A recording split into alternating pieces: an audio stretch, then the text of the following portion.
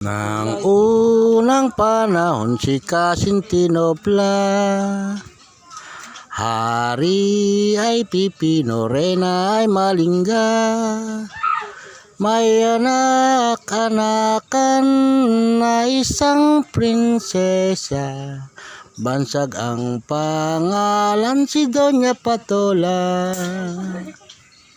Sa gisa-gisa mo'y nagkagulo-gulo, nagsilabas lahat mga kakontraryo.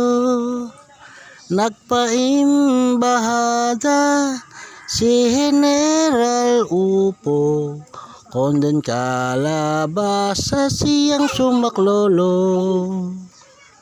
Ang sundalong talong solong pa kay solong, sundalong patani siyang sumalubong.